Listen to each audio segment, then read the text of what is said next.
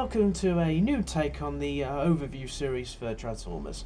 Now, even though Robots in Disguise will be continuing soon with a second half to Series 2, apparently, it could have been Series 3, I felt like a change, because, let's be honest, no one's been watching my overview for Robots in Disguise. Just kidding, just kidding. The cameraman looks shocked. Yeah, I just thought I'd talk about something a bit more classic and favourite-y.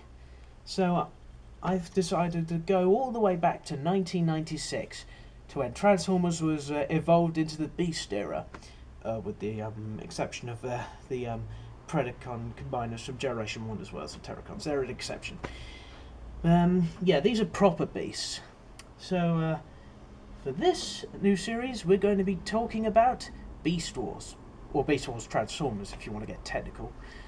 And for the first episode, we're going to be taking a look at Beast Wars Part 1. Yeah.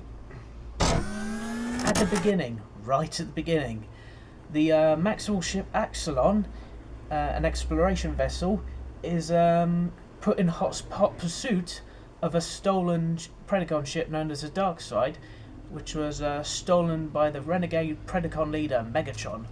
No, not that Megatron. Yeah, it was due to him stealing an ancient artifact from Cybertron known as the Golden Disc, a means of tracking down Energon. And during the heat of battle, during this spaceship dogfight, which I always love, going back to, both ships end up shooting each other down and end up crash landing on an unknown alien world. But not before the Maximal ship ejects a lot of stasis pods into safe orbit with the rest of the crew, due to the stasis hold failing. So in the result of the crash, both ships are incapable of flight. The Axelon's on a cliff above a lake, and the Predacon ship Darkside is in the middle of a volcano.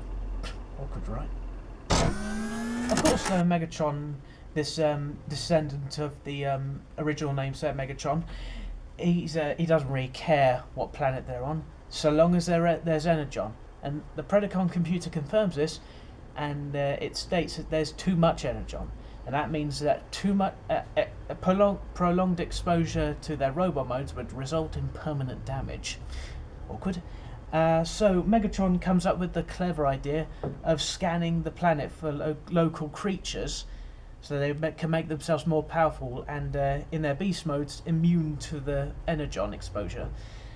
So in the Predacon's case, they scan fossils of a T-Rex, a Raptor and a Pteranodon, as well as a living scorpion, spider and a wasp. And the Maxwells have the same idea, in the case of scanning a gorilla, a rhino, a rat and a couple of cheetahs. And thus the Maxwells are reborn with their new beast forms. The Predacon First Officer Dinobot, not the Dinobots you're thinking, he's quite angry at this point, because not only did Megatron fail to destroy the Maximals when he had the chance, Dinobot claims that Megatron failed to bring them to the right planet, which should have been Earth, so he believes that they stole the Golden Disc for nothing. And Megatron laughs us off and has his most loyal subordinate, Scorponok, shoot him halfway across the horizon for challenging him to combat. Challenging his authority. You shouldn't mess with Megatron. And he sends the rest of the Predacons out to search for the Maximals. Whilst the Maximals are clearing up any wreckage around the Axelon, Rat Trap, the selfish demolition expert, which I'm afraid I don't have a figure of yet, he's complaining about the fact that they're an exploration crew, not a combat group, and he just wanted to do it deep space exploration, not hunt others down. So he's quite upset about being stranded, and he's sarcastically retorting against Optimus's command authority.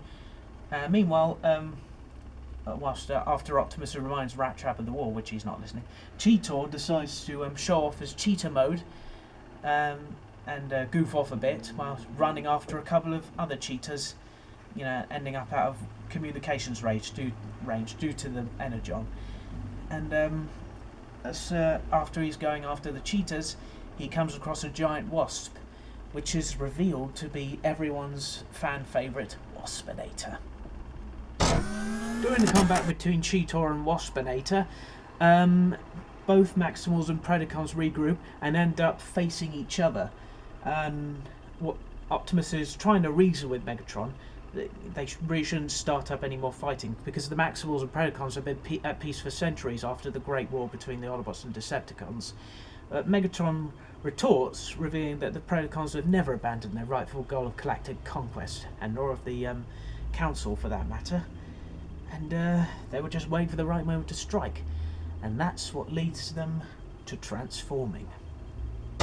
Again, with both factions fully transformed, the Maximals and Predacons have their first battle in this new war. Cheetor eventually ends up getting his leg trapped, and Rattrap's refusing to help him because he doesn't want to get in the line of fire. He's being selfish as usual. Optimus is having to get in the line of fire himself.